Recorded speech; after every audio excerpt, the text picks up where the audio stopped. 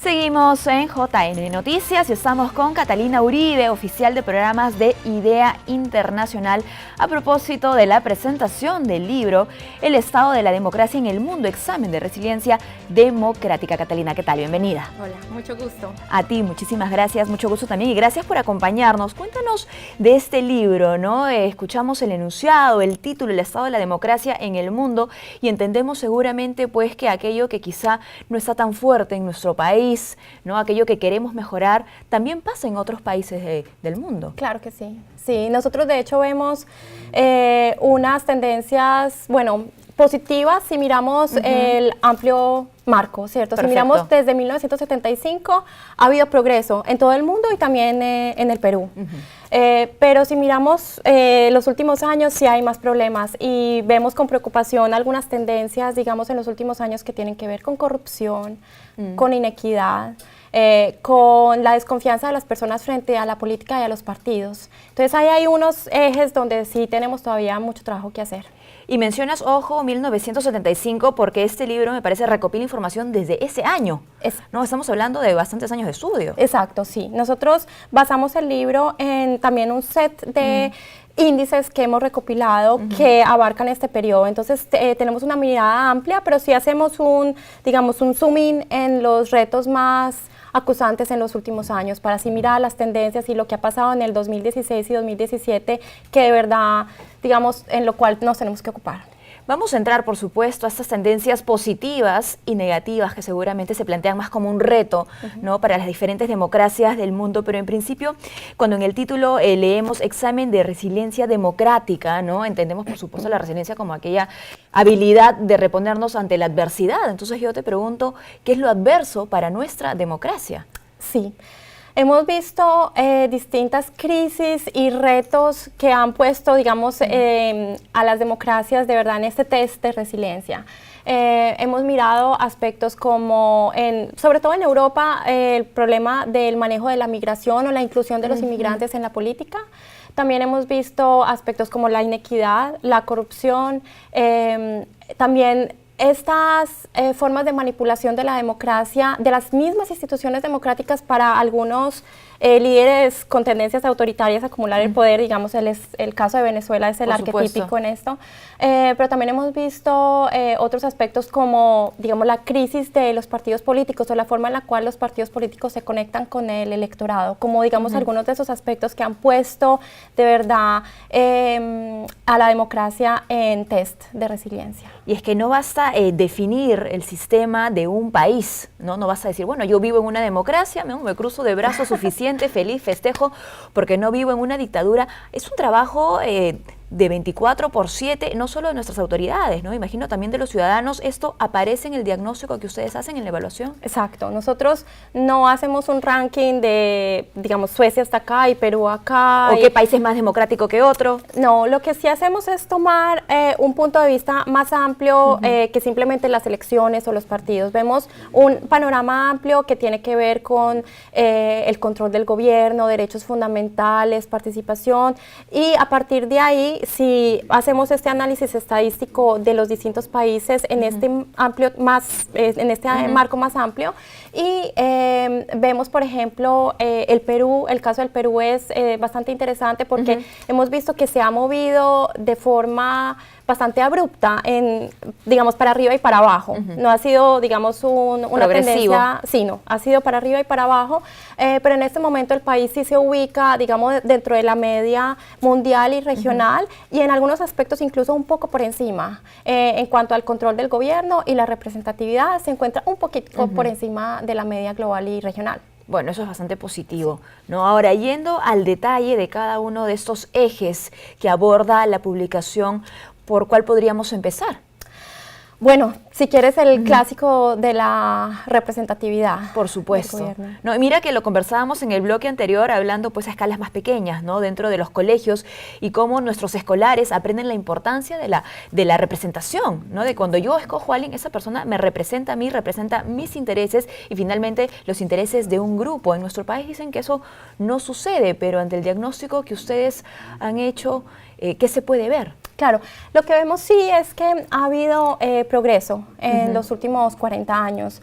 Y como dije, el Perú está en un punto relativamente pues bueno en comparación, digamos, con el mundo y con la región, pero todavía hay mucho que trabajar. O sea, nosotros no vemos esto como, bueno, ya hicimos la tarea, sino que de verdad hay todavía un trabajo que hacer para garantizar, por ejemplo, que no solamente sea digamos, que muchos ciudadanos vayan a votar, que es importante, claro, que muchas personas tengan acceso a los partidos, sino que todos tengan posibilidad, por ejemplo, las mujeres. Vemos con preocupación que si miramos a los 90, las mujeres tenían solamente el 11% de las curules en los parlamentos a nivel mundial, ahora es el 23%, o sea, ha mejorado, pero solamente el 23%, estamos muy lejos de la paridad y se espera que todavía tardemos aproximadamente 40 años en alcanzar una paridad real. Eso nos preocupa muchísimo. Bueno, y recordemos que es un tema que se está empujando, ¿no? Y que se propone en el Código Electoral que justamente presentó el Jurado Nacional de Elecciones y que un tema en el que además existe consenso, ¿no? Consenso por la necesidad justamente de impulsar la equidad, ¿no? De la participación política, tanto en hombres como mujeres.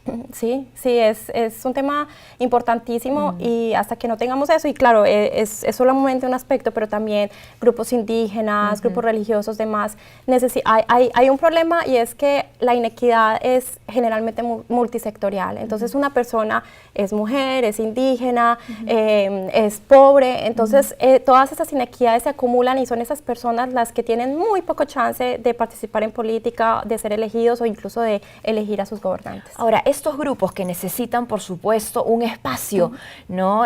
Para poner además sus temas en agenda, ¿no? Y para convertirse en líderes y representar a otros del mismo grupo, necesitan, por supuesto, partidos, y no cualquier partido, ¿no? Partidos políticos sólidos que los alberguen y que los promuevan y que no sean, pues, solamente de inscripción o para la foto, ¿no? Claro, y el problema que vemos ahí, sobre todo, es la creciente desconfianza de los ciudadanos frente a los partidos y a los políticos en general.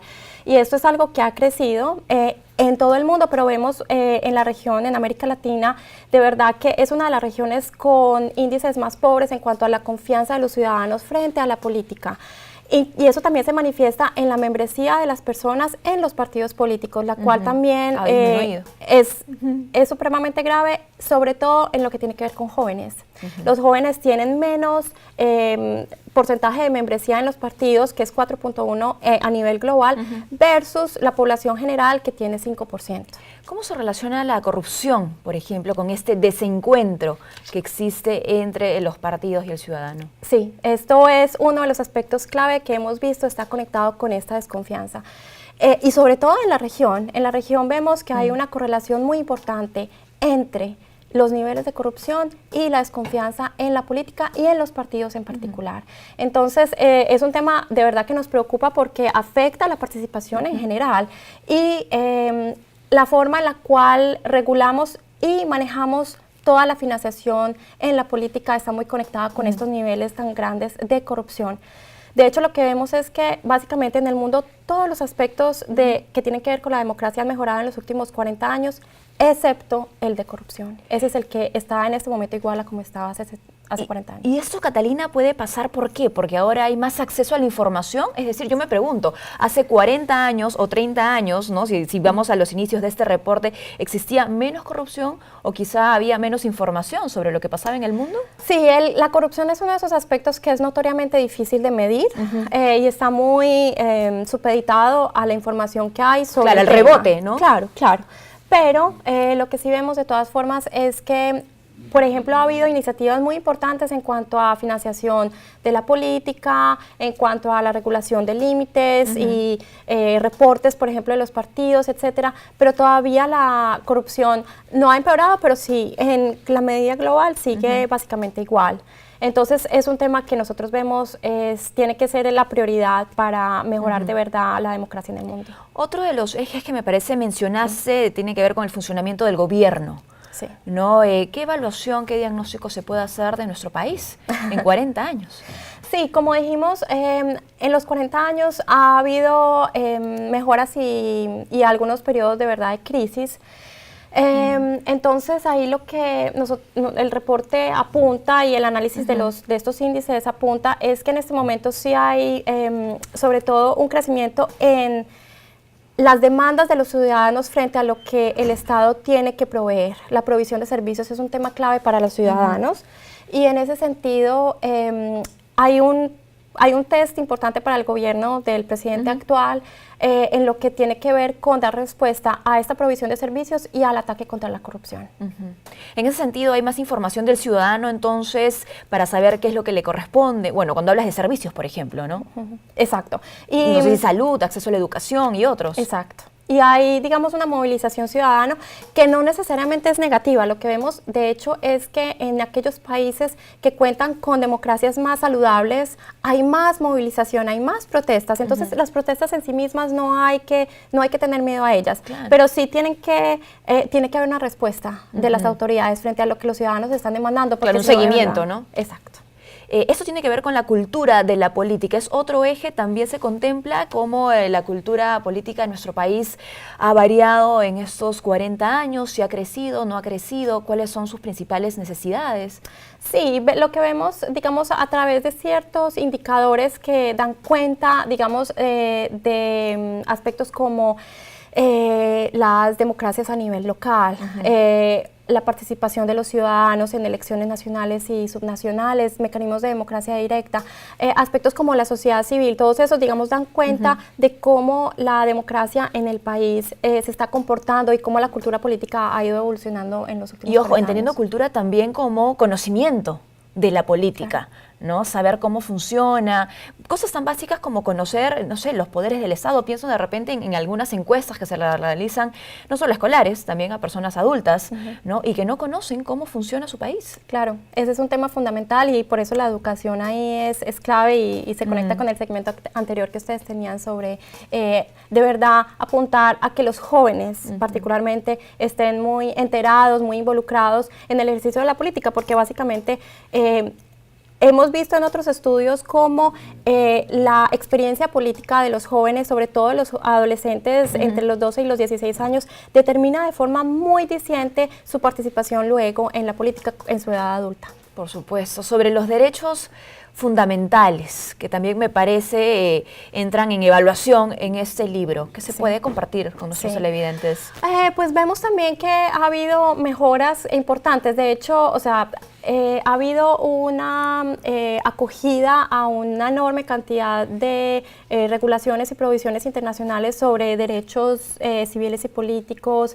Entonces, ha habido mejoras, pero esas tienen que ir acompañadas también con implementación. Entonces, no es solamente un tema de firmar el papel y decir, bueno, hemos hecho la tarea, sino de verdad implementar esto, que es en lo cual nos enfocamos en el resto de los indicadores. Bueno, y eso que tú mencionas es algo seguramente con lo que muchos están identificados, ¿no? La promulgación de muchas leyes, pero la ejecución de muy pocas de ellas. Exacto. Y en esto, bueno, se conecta a lo que hablábamos antes sobre el dinero en la política y demás.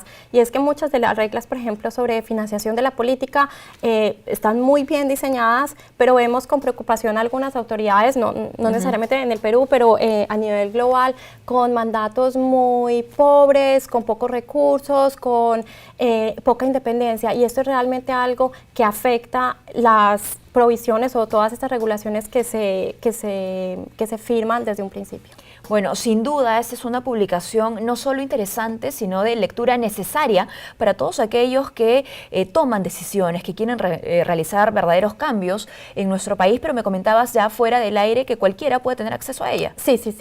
La publicación, bueno, el único pero es que está en inglés. Tenemos un resumen ejecutivo en español que de hecho es bastante comprensivo, y también tenemos toda esta serie de índices que también está de libre acceso en nuestra página web. Bueno, finalmente, Catalina, nos quedan un par de minutos, nada más, alguna reflexión que quieras compartir con los televidentes sobre la democracia en el mundo y aquellos retos que se le plantean a nuestro país para fortalecerla. Sí. Digamos, el mensaje final es que los ciudadanos de verdad somos los que tenemos en nuestras manos la protección de la democracia. Entonces, acá vemos en este estudio cómo, por ejemplo, a diferencia de lo que uno pudiera asumir, los retrocesos democráticos también generan en los ciudadanos, de hecho es un aumento en el valor que le dan a la democracia. Y el mensaje es que no hay que esperar a que haya esos retrocesos para de verdad ponernos en manos a la obra en la protección de la democracia. Muy bien, muchísimas gracias por habernos acompañado en esta edición. Hemos conversado con Catalina Uribe, oficial de programas de IDEA Internacional.